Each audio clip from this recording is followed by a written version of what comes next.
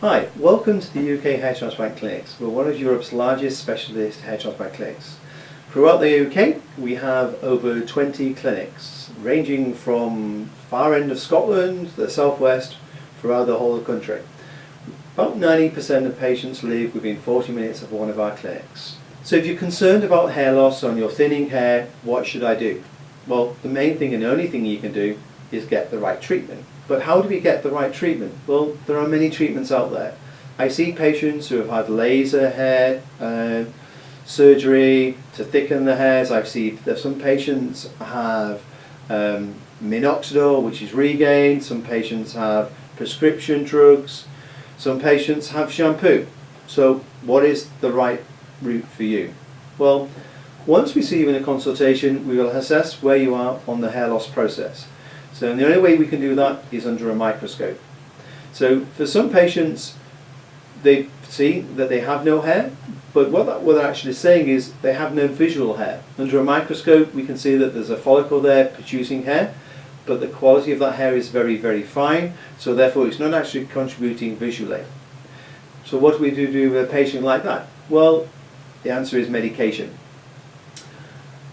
Other patients where we look under the microscope and we actually see that there's space. If there's space, what are we looking for?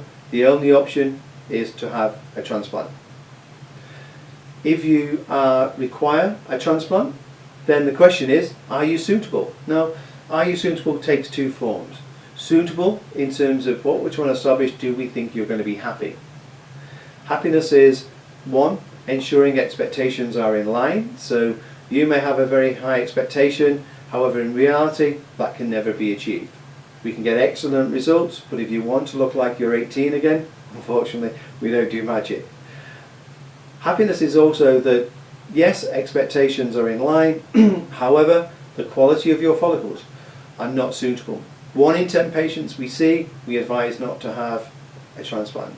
And that could be for the reason that when we've looked under a microscope at the donor area, it would be that a lot of follicles would not actually survive the actual process. Okay, and I was actually one of those patients. This is a picture of me now. I had a hair transplant about 3 years ago. I didn't have much hair at all. I was a Norwood 7. I needed about 5,500 follicles. However, when we looked at my donor area under a microscope, we found that a lot of them, the quality wasn't good in terms of the grafts.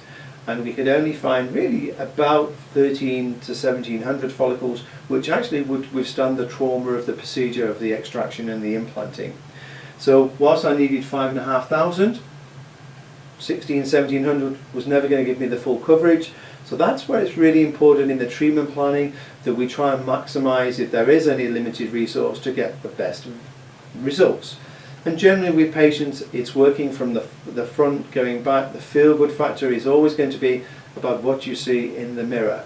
So with myself, we concentrated the majority of the follicles around the forelock area. We scattered a few around here to give us some density.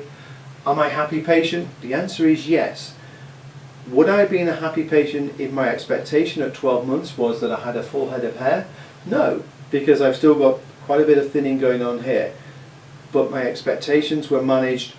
I set a level of expectation and I hit that level of expectation. So therefore I was always going to be a happy patient. Okay, why should you come for a consultation? Well, you need to come for a consultation because we need to assess what's the best treatment for you. There are many treatments out there. Laser, hair, restoration, medications like Regain and Propecia. A lot of people use just shampoos.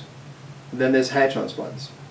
So how do we decide what's best for you? Well, it really does depend on where you actually are in your hair loss process. We call this hair miniaturization.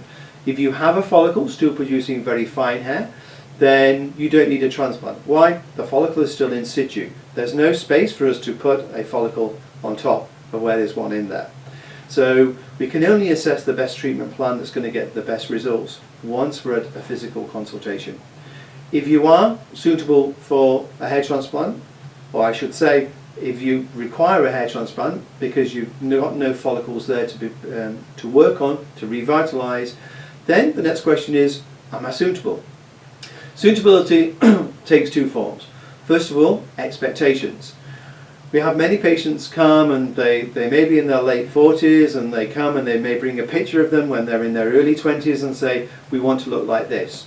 The answer is, that's not practical. That's not real. We can't do that. We can't create that. However, we can give you a lot more density and a lot more hair. So if the diagnosis is that you actually do need a hair transplant because the follicles have gone and we need to replace them with new follicles, then it's all about understanding your motivation, your expectations.